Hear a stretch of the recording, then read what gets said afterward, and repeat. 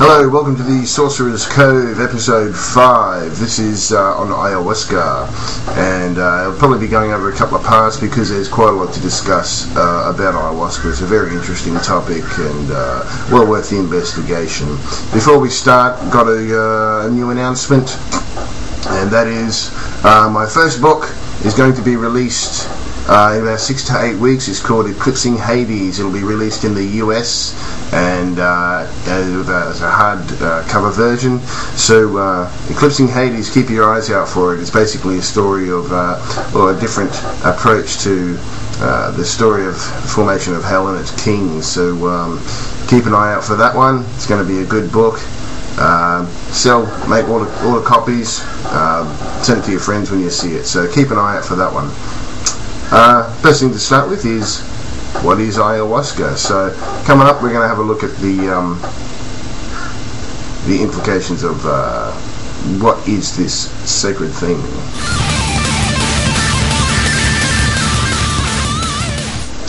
Okay, Ayahuasca is basically it's a plant preparation originally developed by the indigenous peoples of the Upper Amazon. It's made from the stem of a jungle vine called the Banisteriopsis caapi. In most areas it contains at least one more additive, we're talking about the brew here, and basically contains the leaves of a DMT containing plant. So Ayahuasca is a brew made from the bark or the powdered bark of the Banisteriopsis caapi vine traditionally, which is called the Ayahuasca vine, and also usually one to more components of another DMT containing plant, and even some other things, ingredients that we'll look at later. So the thing is, there's been a lot of controversy about what constitutes Ayahuasca, and basically it comes down to the fact that Ayahuasca is a brew that is used for many different things, for the Shipibo, everything from divination to healing, and all those sorts of things. But its components have always been a mystery, because basically every shaman and sorcerer who uses the brew has their own recipes for it. Now, the other interesting fact that I'll state at the beginning here is that Ayahuasca is actually used also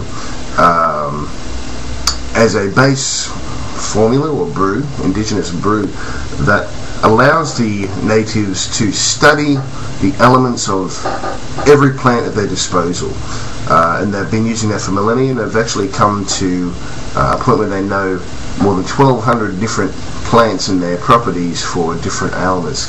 Specific snake bites, they go to a certain plant, etc., etc.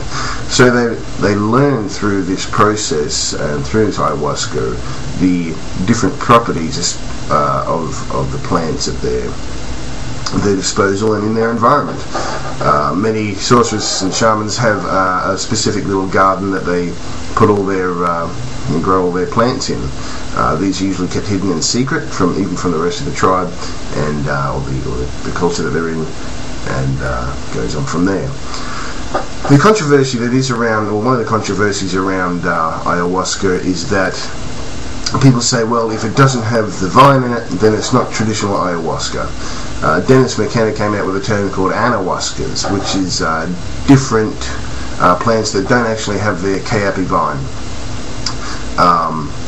but actually consist of other things, such as maybe a mimosa, hostilis, and Syrian rue, which is another popular mixture. It could be Psychotria viridis and perhaps it could be a mixture of different things. It can have datura and the trumpets of the episode on before. So there is contention in the West, but only the West traditionally is so good at wrongfully pulling things apart and putting names and descriptions on things as to separate it for our own needs and self-importance to determine what classically is and classically is not a specific thing. Many of the brews that are coming out now, the ingredients you can order over the web, they do have Banisteriopsis caapi vine, along with some Psychotria viridis leaves. I've ordered one that had a Mimosa hostilis and Syrian rue. I found that to be very productive, very useful. The thing with ayahuasca is that the vine itself, the way it grows, actually looks like a caduceus or a caduceus. It has the two intertwining spirals of the plant, and as they grow, it actually looks like these two snakes going in and outside of each other. So it's unique to that specific plant. However, in Colombia, Ecuador, and so etc., etc., it actually is a slightly different plant, which is called a Diploterius cabrerana. Excuse me if I can't pronounce these names properly, but you know, I'm not a fucking scientist. I'm a sorcerer, and I don't really give a fuck about specific names, but hey, I'll do my best for your information. This is a vine. It comes from the same family, which is the Malfiginaceae, I think it's called. It's the same species as the caapi vine. Now, I'll get into the properties of all these plants relatively shortly, perhaps in the next episode. But what is important for now is to realize, let's dispel some myths. Look at what the plant is and its origins. So to dispel the first myth, really, there is very little difference between which plants you decide to use to create a brew of ayahuasca, as I mentioned, and as it's seen in many other sources. I have a source here you can go to. This is one of many, perhaps the most clarified description and book, and it helps go through explain these things. But as I mentioned before, different shamans use different recipes, different plants based on their region and their geographical location. So if it's of the family, or if it's of that particular species that has these two main properties that make the experience possible, let's just call it ayahuasca for sake of argument. For sake of problems, a spiritual brew, a spiritual medicine that opens the doors to other opportunities in the universe and so forth, it should never be a premise to pull people apart. It should be a premise to bring people together. And anyone who argues about all these other ridiculous things, go fuck yourself. You know, grow up and get a life. And let's realise that the power of these things, rather than being so semantic and insignificant about ridiculous issues. So if you're going to do these things and you have that kind of opinion, maybe you should grow up a bit before you continue on with it. But just for your own clarification, here's a book here. It's called Inner Paths to Outer Space, and there it is there. Let's see if I can get it. Journeys to Alien Worlds Through Psychedelics and Other Alien Technologies. There's all the authors there. Great book, great resource. There's different pieces of art in it by different people who've experienced ayahuasca and the experiences and so forth. There's another great one, full of great art, full of great information, covered with LSD, magic mushrooms, which I haven't actually discussed in any of mine, but it's well worth the consideration. So we have the fact that different recipes to make ayahuasca, but it is all based on the sacred vine, the ayahuasca vine.